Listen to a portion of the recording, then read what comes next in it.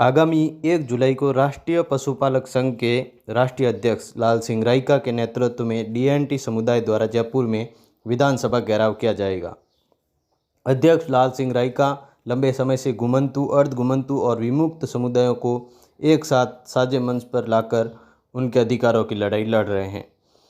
आज हम जानेंगे कि क्या डीएनटी समुदाय में कौन लोग हैं और इनकी सरकार से क्या तनातनी है, आखिर ये समाज सड़कों पर क्यों उतर रहा है।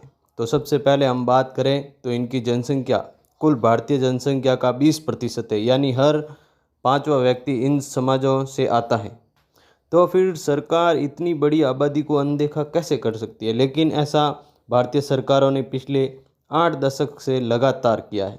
कोई भी सरकार आज तक ऐसी नहीं बनी जो इनके हकों की बात करे, इनके विकास की बात करें। तो आज हम बात करेंगे डीएनटी समुदाय के भौगोलिक और इतिहास के बारे में, इनकी क्या मांगे हैं और वर्तमान समय में इनकी क्या दशा है।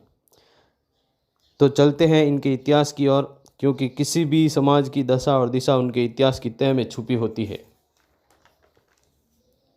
हम बात करते हैं अंग्रेजी हुकूमत के समय की। तो प्रथम स्वाधीनता संग्राम में बढ़ चढ़कर भाग लेने वाली जातियाँ, जिन्हें अंग्रेजी हुकूमत द्वारा आपराधिक जनजाति अधिनियम 1871 लाकर जन्मजात अपराधी घोषित कर दिया। यानी जो भी व्यक्ति इन समाजों में जन्म लेता वह जन्म से अपराधी मान लिया जाता। इन समाजों की बात करें तो लगभग 193 से अधिक जनजातियों को जन्म से अपराधी घोषित कर दिया गया। अब हम जाते हैं आज़ादी के दौर में। तो जब आरक्षण का वर्गीकरण हो रहा था तब भी इन समाजों की और किसी नेता ने ध्यान नहीं दिया, क्योंकि ये समाज विमुक्त रूप से बसे हुए थे तथा इनकी आबादी में इतना अधिक बिखराव रहा कि इन्हें वर्गीकृत नहीं किया गया। लेकिन विमुक्ति के कारण ये समाज हाशिए पर ही रहे, या यूँ कहे आज़ादी के बाद भी इन्हें अपराधी ही माना जाता रहा। आज़ादी के 5 वर्ष बाद 31 अगस्त 1952 को अंग्रेजी शासन के काले कानून क्रिमिनल ट्राइब्स एक्ट से मुक्त कर दिया गया। वे विमुक्त जनजातियाँ, जिन्हें आज हम डीएनटी समाज के नाम से जानते हैं, अंग्रेज़ों की प्रसारवादी नीतियों को अपनी स्वतंत्रता को बनाए रखने और राष्ट्र प्रेम की भावना से ओतप्रोत इन समाजों ने अपने स्तर पर अपनी क्षमता अनुसार सशस्त्र विद्रोह किए। लेकिन इतिहास में इन्हें वो स्थान नहीं मिला जो उन्हें मिलना चाहिए था। भारत सरकार में कुछ आयोग एवं कमेटियों का गठन किया गया था। उन्होंने माना कि विमुक्त समुदाय एक विशिष्ट वर्ग है जिन्हें ब्रिटिश विद्रोह के कारण जन्मजात अपराधी के रूप में कलंकित होना पड़ा। उन्होंने ये भी माना कि इन समुदायों के विकास उत्थान के लिए विशेष रूप से उपाय किए जाने चाहिए। विभिन्न इतिहासकारों, शोधकर्ताओं और विद्वानों ने भी यह स्वीकार किया कि विमुक्त जातियाँ ब्रिटिश हुकूमत की सशस्त्र विद्रोही थी।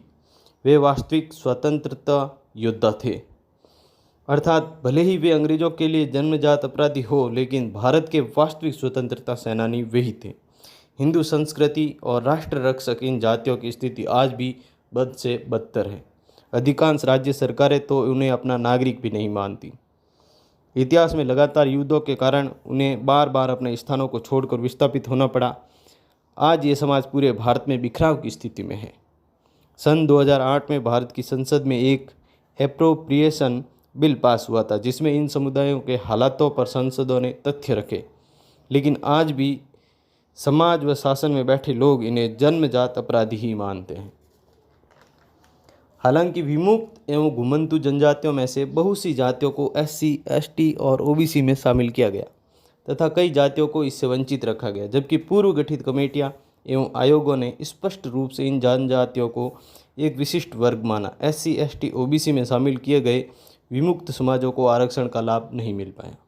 इसका सबसे बड़ा कारण था कि यह समाज इतने पिछड़े हुए थे कि वे SC, ST, OBC की अन्य जातियों से मुकाबला ही नहीं कर सके। इनके पास किसी भी प्रकार की सुविधाओं का अभाव रहा तथा घुमंतु होने के कारण टिकाऊ विकास नहीं हो पाया, और ये समाज आज भी सबसे निचले पायदान पर खड़े हैं। रोहिणी कमीशन के आधार पर समिति का गठन इलाहाबाद उच्च न्यायालय के उस निर्देश से दिया गया था जिसमें कि विमुक्त जातियों को OBC में मिश्रण अवैधानिक माना। इसलिए इन समुदायों की 1994 के पहले जैसी पृथक आरक्षण श्रेणी बनाई जाए। किंतु ताज्जुब की बात यह है कि समिति के संदर्भ बिंदुओं में विमुक्त जातियों से संबंधित कोई विषय शामिल ही नहीं किया गया। इसके पूर्व राष्ट्रीय पिछड़ा वर्ग आयोग ने भी अन्य पिछड़ा वर्ग को 3-4 उप श्रेणियों में विभाजित करने की सिफारिश की थी। इसमें विमुक्त एवं घुमंतु जनजातियों को सर्वाधिक पिछड़ा मानते हुए उनके लिए एक अलग उप श्रेणी बनाई जाने की संस्तुति की थी। लेकिन आज़ादी के पहले और बाद में भी किसी कद्दावर नेता ने इन सर्वाधिक वंचित समुदायों की रहनुमाई नहीं की, इसलिए इनकी आवाज़ हमेशा से अनसुनी ही रही। भारत सरकार ने विमुक्त एवं घुमंतु जनजातियों के उत्थान के लिए एक राष्ट्रीय विमुक्त एवं घुमंतु जनजाति आयोग, जिसे इदाते आयोग के नाम से जाना गया, का गठन किया गया, जिसने अपनी रिपोर्ट सामाजिक न्याय एवं अधिकारिता मंत्रालय को 8 जनवरी 2018 को सौंपी। मंत्रालय ने समिति को 20 सूत्री सिफारिशों पर संबंधित 22 मंत्रालयों, आयोगों, विशेषज्ञों एवं सभी राज्य सरकार व नीति आयोग से राय मांगी। हाल ही में केंद्र ने EWS के नाम पर सामान्य वर्ग को 10% का आरक्षण दिया, जिनकी वार्षिक आय 8 लाख रुपये, और ऐसा क्राइटेरिया तैयार किया कि लगभग 90% सामान्य आबादी उसमें समा गई। लेकिन मुश्किल से 2 जून की रोटी कमाने वाला विमुक्त समुदाय के लिए, जिसकी 20 करोड़ आबादी है, उनकी किसी सरकार या राजनीतिक दल को कोई ज़रूरत महसूस नहीं हुई। इसकी सबसे बड़ी वजह विशाल आबादी वाले इन समुदायों का असंगठित होना, जिससे वे सरकार पर दबाव नहीं बना पा रहे हैं।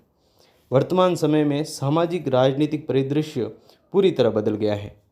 आज विमुक्त एवं घुमंतु जनजातियों के मूलभूत मानवीय अधिकारों के लिए ऊंची जातियों से इतना खतरा नहीं है जितना OBC, SC, ST से कि एकाधिकारवादी बन चुकी जातियों से है। इसलिए जब विशेष श्रेणी और उप श्रेणी की बात आती है तो सभी के द्वारा आरक्षण के बंटवारे के नाम पर हो हल्ला कर दिया जाता है, जिससे आज तक DNT समाज मुख्य धारा से दूर कोने में खड़ा अपनी बेबसी के आलम को देख रहा है। इसलिए जब तक कोई सक्षम एवं प्रभावशाली राजनीतिक नेतृत्व विमुक्त एवं घुमंतु जनजातियों के उत्थान के लिए पूरी संवेदनशीलता से जिम्मेदारी समझकर नहीं निभाएगा, तब तक इन सर्वाधिक वंचित समुदायों को सामाजिक न्याय नहीं मिल पाएगा। लेकिन वर्तमान में लालजी राईका नामक व्यक्ति ने ये बेड़ा उठाया है, लेकिन सरकारों ने फर्ज अदायगी के तौर पर उनके उत्थान के लिए कतिपय कमेटियां और आयोग तो गठित किए, लेकिन किसी की भी सिफारिशों को अमल में नहीं लाया गया और न ही उन्हें धरातल पर उतरने के लिए कोई कदम उठाया है। इन सभी में 2 प्रमुख राष्ट्रीय आयोग, जिनके नाम आपने कहीं शायद सुना हो या पढ़ा हो, रेणके आयोग 2008 और दादा इदाते आयोग जनवरी 2018 में अपनी रिपोर्टें भारत को सौंपी। उम्मीद थी कि अब DNT समाज का भविष्य सुधरेगा। रिपोर्ट को सरकार लागू करेगी, जिसकी प्रमुख सिफारिश थी कि SC, ST, OBC वर्ग के आयोग की ही तरह विमुक्त और घुमंतु जनजातियों के लिए एक स्थायी राष्ट्रीय आयोग की घोषणा अंतरिम बजट में की जाएगी। लेकिन मोदी सरकार ने भी ऐसा नहीं किया।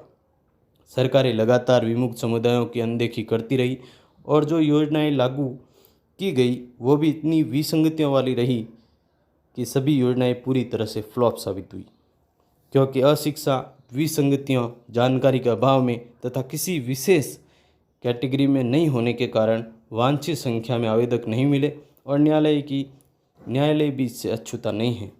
यह तथ्य विमुक्त जनजातियों के विशेषज्ञों और न्यायालय द्वारा बार बार रेखांकित किए गए हैं। DNT समुदाय अत्यंत पिछड़ा समुदाय है, इसलिए इन्हें SC, ST, OBC में शामिल करने से कभी भी हक नहीं मिल सकता। सब कुछ जानते हुए भी इस वास्तविकता की लगातार 8 दशक से अनदेखी हो रही है।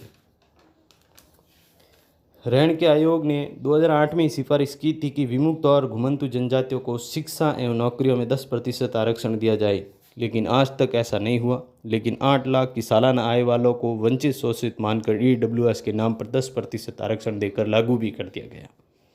आज़ादी के बाद से आज तक लगभग 8 से 9 कमेटियां और आयोगों की सिफारिशों के बाद फिर विमुक्त और घुमंतु जनजातियों के विकास के लिए कुछ विशेष नहीं किया गया।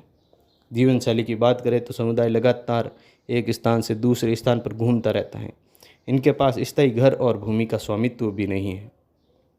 ऐतिहासिक रूप से इन समुदायों को सामाजिक, आर्थिक और राजनीतिक रूप से हाशिए पर रखा गया और इन्हें मुख्य धारा में शामिल करने के लिए विशेष ध्यान देने की आवश्यकता रही, लेकिन ऐसा सरकार ने नहीं किया।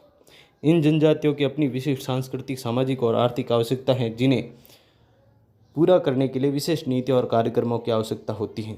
भारत में DNT समाज की आबादी लगभग 20 करोड़ है, लेकिन आज की भी सामाजिक न्याय और विकास से ये समाज पूरी तरह वंचित है। इनके विकास के लिए वर्ष 2019 में विकास और कल्याण बोर्ड का गठन किया गया। घुमंतु समुदायों को मुख्य धारा में शामिल करने और उनके विकास के लिए विशेष प्रयास किए जाने आवश्यक हैं। घुमंतु बच्चों की शिक्षा और स्वास्थ्य सेवाओं तक पहुंच सुनिश्चित करना भी बहुत महत्वपूर्ण होगा। इन समुदायों को सामाजिक न्याय और समानता प्रदान करना आवश्यक है ताकि वे भी समाज की मुख्य धारा में शामिल हो सके। आगामी 1 जुलाई को लालजी राइका के नेतृत्व में जयपुर में विधानसभा घेराव किया जाएगा, जिसमें डीएनटी समुदाय की विभिन्न मांगों का चार्टर तैयार किया गया है, जिनको लेकर पूर्व में लाल सिंह राइका के नेतृत्व में पाली जिला मुख्यालय पर ज्ञापन दिया गया। ज्ञापन रैली का आयोजन पाली स्थित देवासी समाज छात्रावास से किया गया, जो कलेक्ट्रेट पर ज्ञापन देने के साथ समाप्त हुआ, लेकिन सरकार के उदासीन रवैये के चलते 1 जुलाई को डीएनटी समाज का विधानसभा घेराव कार्यक्रम जयपुर में रखा गया। अपने अधिकारों के लिए डीएनटी समाज मैदान में। जानकारी अच्छी लगे तो चैनल को सब्सक्राइब जरूर करें और वीडियो को शेयर जरूर करें। हर डीएनटी समुदाय के व्यक्ति तक ये जानकारी जरूर पहुंचाएं। जय हिंद, धन्यवाद।